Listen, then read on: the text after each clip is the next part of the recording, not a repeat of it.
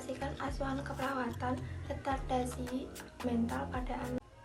Yang pertama, ada pengertian retardasi mental, yaitu disabilitas yang menyebabkan keterbatasan signifikan baik dalam fungsi intelektual maupun dalam perilaku adaptif.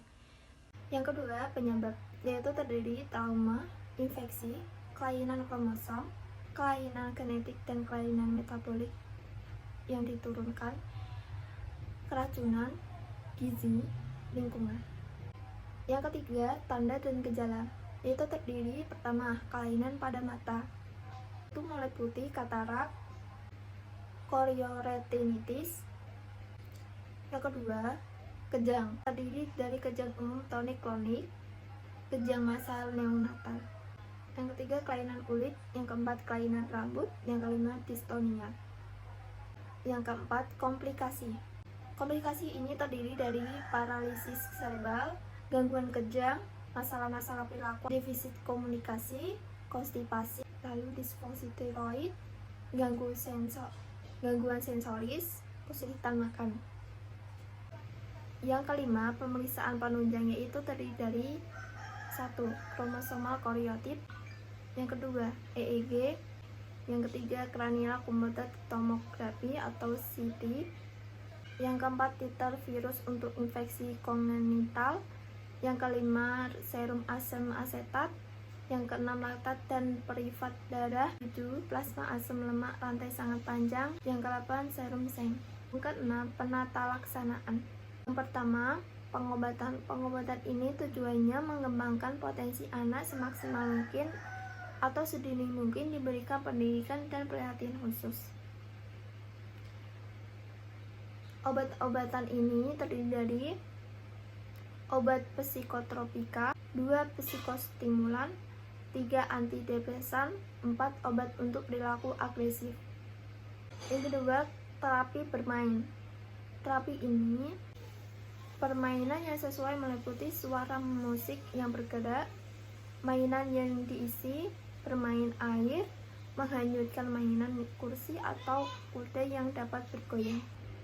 Diagnosa keperawatan yaitu terdiri dari gangguan tubuh kembang berhubungan dengan efek ketidakmampuan fisik. Yang kedua, ansietas berhubungan dengan ancaman terhadap konsep diri.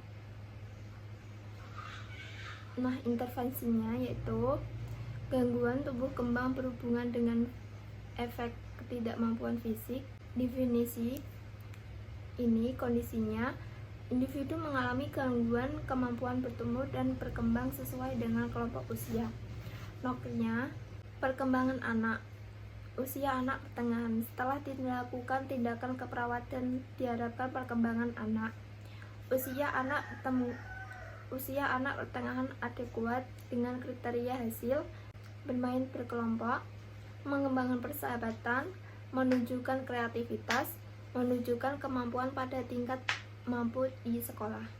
Perawatan diri, aktivitas sehari-hari. Setelah dilakukan tindakan perawatan, diharapkan perawatan diri, aktivitas sehari-hari secara mandiri dengan kriteria hasil sama makan, memakai baju, ke toilet, mandi, berpakaian, kebersihan atau kebersihan mulut.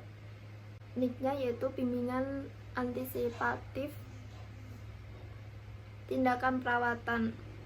Yang pertama, bina hubungan saling percaya. Yang kedua, instruksikan klien mengenal perilaku dan perkembangan dengan cara yang tepat. Yang ketiga, bantu klien memutuskan bagaimana masalah dipecahkan.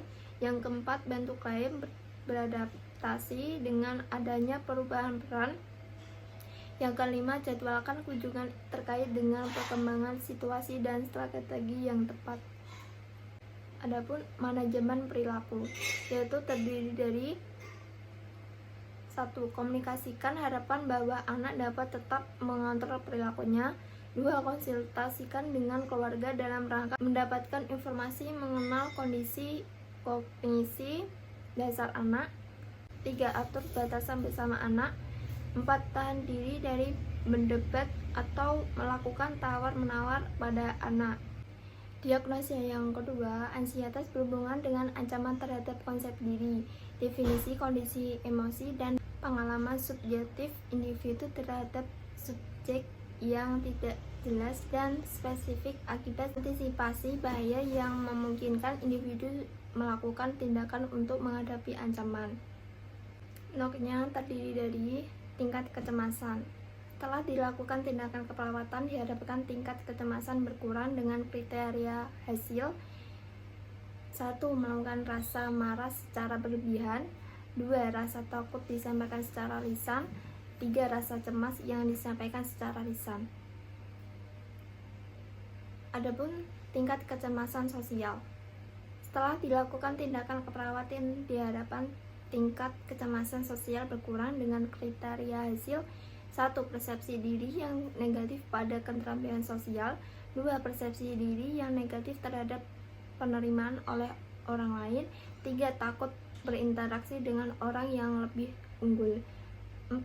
Memperhatikan tentang penilaian orang lain setelah pertemanan sosial. Niknya terdiri dari bimbingan antisipatif.